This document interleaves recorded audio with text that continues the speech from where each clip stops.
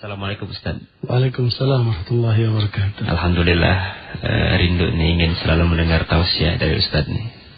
Insyaallah, barakallahu fikum. Gimana Ustaz perjalanan nih dakwah hingga hari ini? Alhamdulillah, kemarin kita berkunjung untuk melakukan daurah syariah di wilayah Bulukumba. Bulukumba. Bulukumba itu terkenal sebagai kabupaten yang telah dinyatakan perlu syariat Islam, dan mereka telah mengeluarkan 4 perda tentang syariat Islam. Namun mereka merasa akhir-akhir ini agak ada semacam penurunan semangat, dan mungkin juga kurangnya pembinaan dan pengarahan. Betul. Sehingga arah kepada pelaksanaan syariat Islam itu semakin menurun. Sehingga nampaknya para tokoh di sana menghendaki untuk pembaharuan semangat dan sekaligus pencerahan dan membuka wawasan serta mencari peluang-peluang apa yang mungkin untuk bisa disosialisasikan di dalam masyarakat Bulukumba secara khusus sehingga menjadi percontohan dari tempat-tempat lain. Dan alhamdulillah kita diterima dengan baik oleh para pejabat dan masyarakat di sana, sehingga kemudian terlaksananya tabligh akbar dan daurah syariah yang kemudian mendapat sambutan yang cukup bagus.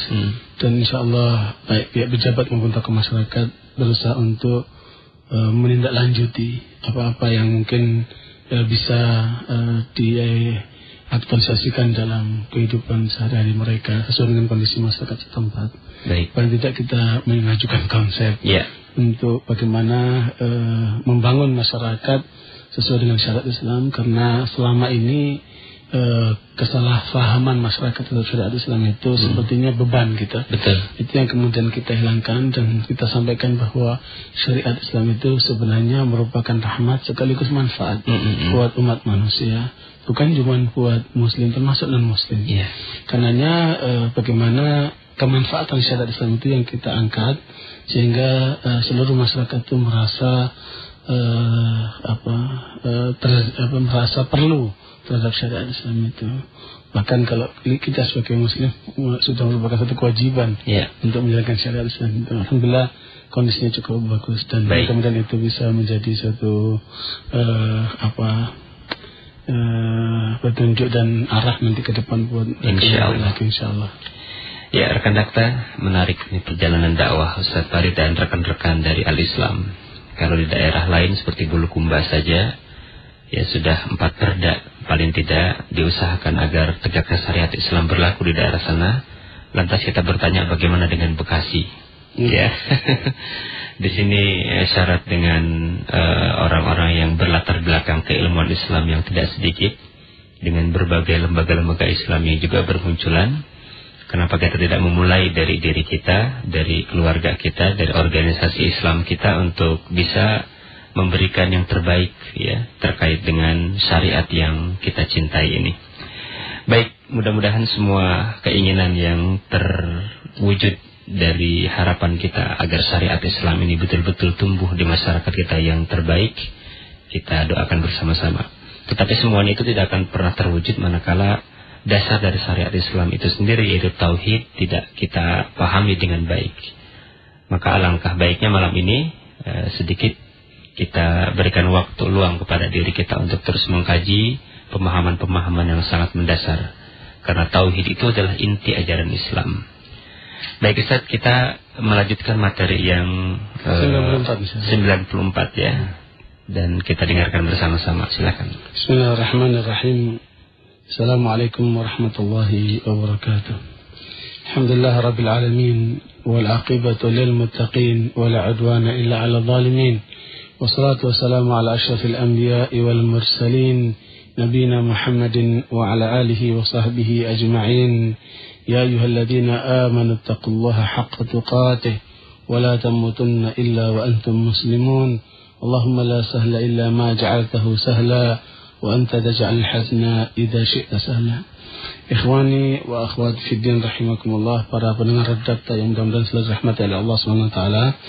Malam hari ini kita akan melanjutkan kajian kita terhadap penjelasan makna iyyaka na'budu wa iyyaka nasta'in, di mana kita sudah sampai kepada poin yang ke-94 pada poin yang ke-94 ini Syekh Abdurrahman Ad-Dawsi rahimahullah menyebutkan bahwa ubudiyatullahi tujibu ala ahliha tarbiyata auladihim tarbiyatan diniyatan yunshi'una biha ala ta'atillahi wa ma'rifati hududihi fima anzal wa i'dadihim lil jihadi fi sabilih. Seorang yang menyatakan sebagai hamba Allah yang sudah menyatakan iyyaka na'budu wa iyyaka nasta'in, maka berkewajiban untuk mendidik anak-anaknya dengan pendidikan keagamaan dalam rangka mereka supaya taat kepada Allah Subhanahu wa taala dan mengetahui ketentuan-ketentuan agama, terutama larangan-larangan yang dilarang dalam agama, sekaligus menyiapkan mereka untuk berjuang di jalan Allah Subhanahu wa taala. Nah, kalau kita perhatikan poin utama dalam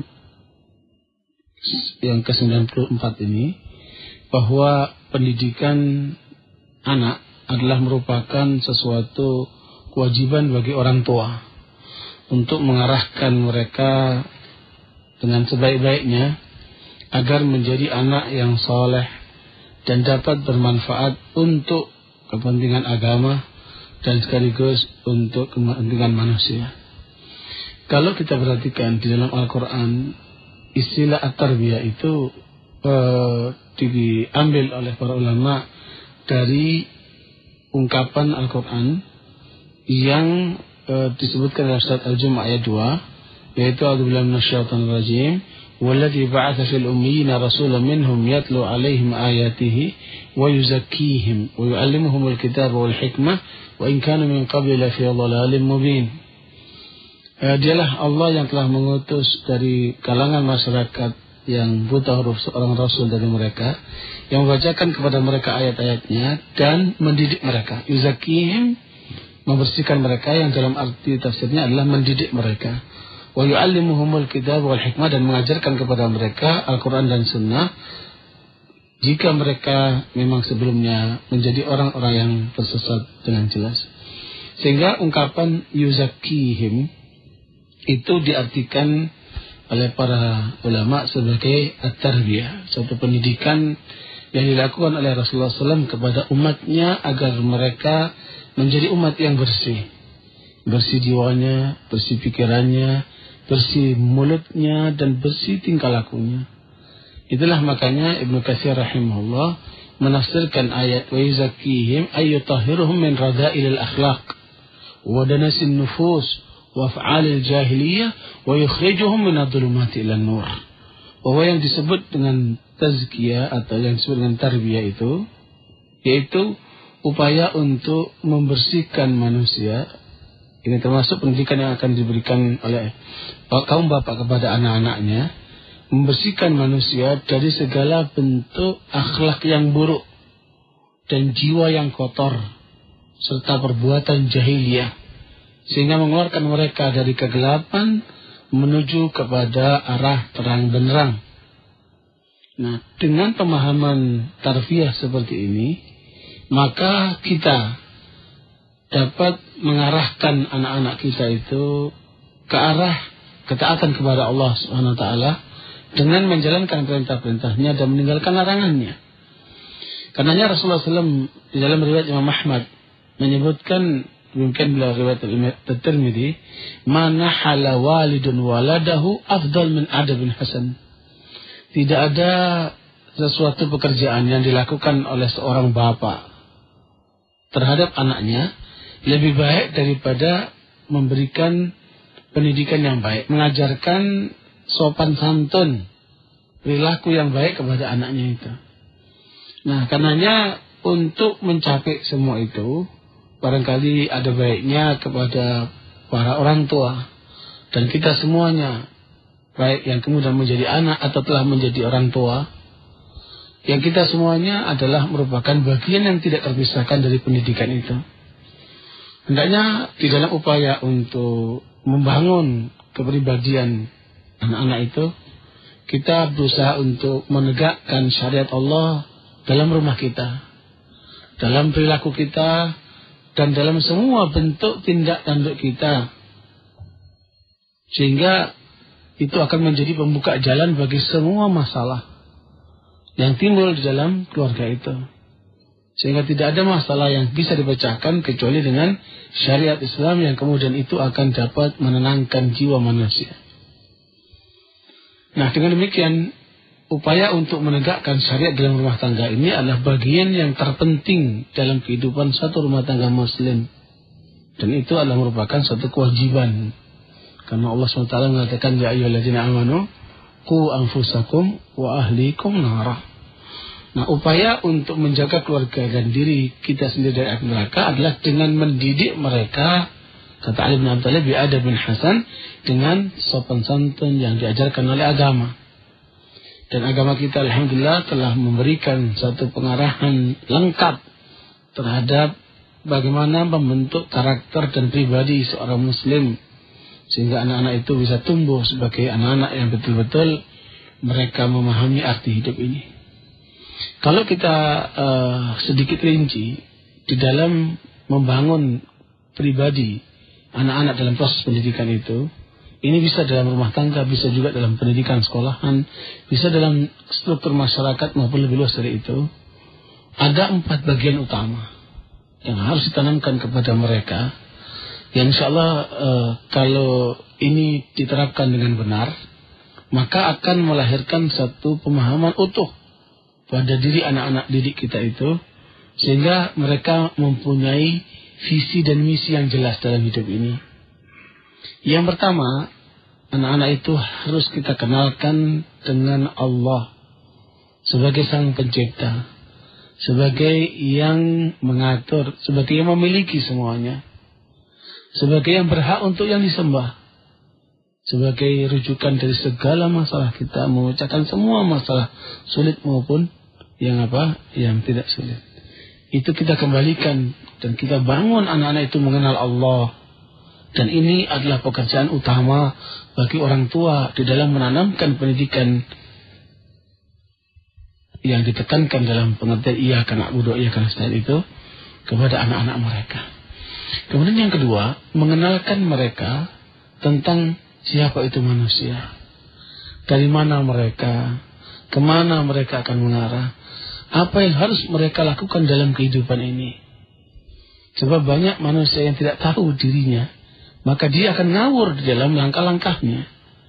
Makanya seringkali kita dengar orang mengatakan, kenali diri kamu, kamu akan tahu siapa kamu dan apa yang harus kamu lakukan. Nah, Islam mengajarkan kita seperti itu. Kita harus kenalkan mereka tentang siapa itu manusia. Nah, kalau kemudian kita sudah kenalkan secara rinci bagaimana itu manusia, maka poin yang ketiga yang harus kita tanamkan tentang apa yang ada dalam kehidupan alam semesta ini, yaitu secara keseluruhan dan kosmopolitan ini, ya, bahwa ciptaan-ciptaan Allah berupa langit, bumi, gunung, lautan, dan segala macam ciptaan ini justru dimaksudkan dalam rangka untuk kepentingan umat manusia, supaya mereka mudah mencapai seluruh kehidupan ini dalam rangka untuk taat kepada Allah SWT.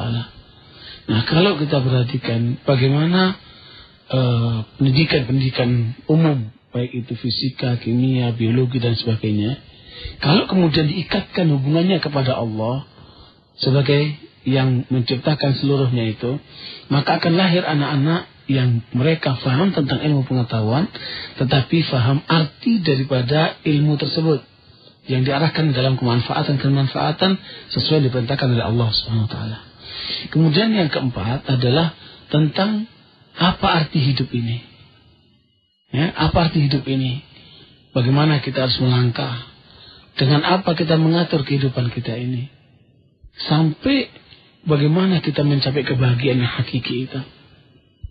Nah, kalau kemudian kita tanamkan kepada anak-anak kita itu arti kehidupan yang sebenarnya, bahwa kehidupan di dunia ini adalah merupakan kehidupan ujian yang Allah berikan kepada kita untuk mencapai kesempurnaan hidup. Kalau kita sukses dalam ujian ini, kita akan mencapai surga. Kalau kemudian gagal, itu berarti akan berada di neraka, dan itu merupakan kesengsaraan. Makanya dalam hidup ini tidak boleh kita lepas dari Allah dan dari aturan-aturan Allah. Nah, dengan demikian saudara sekalian, pada 4 tema sentral utama ini, kalau dalam proses pendidikan yang benar, maka akan melahirkan anak-anak muslim yang sekaligus mereka itu komited terhadap syariat Allah, tetapi mereka punya wawasan dalam kehidupan yang luas ini, sehingga tahu apa yang diperankan oleh mereka dengan sebenar-benarnya.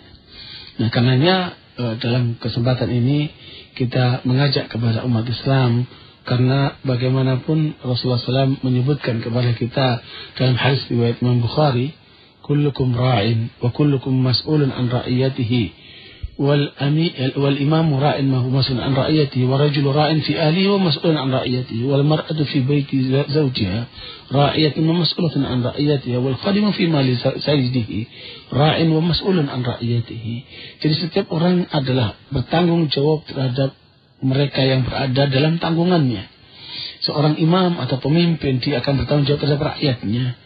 Seorang lelaki, suami, bertanggung jawab terhadap rumah tangganya, ibu terhadap rumah suaminya, dan kemudian terhadap pendidikan anak-anaknya. Demikian pula pembantu bertanggung jawab dalam menjaga harta daripada tuannya, dan masing-masing bertanggung jawab sesuai dengan kapasitasnya.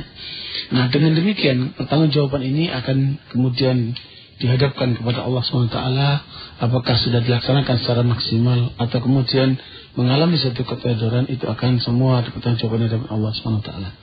Nah, dengan demikian sekalian, maka bangunan pendidikan yang harus kita bangun dalam membangun kehidupan rumah tangga kita hendaknya berdasarkan dengan manhaj dan syariat Allah SWT.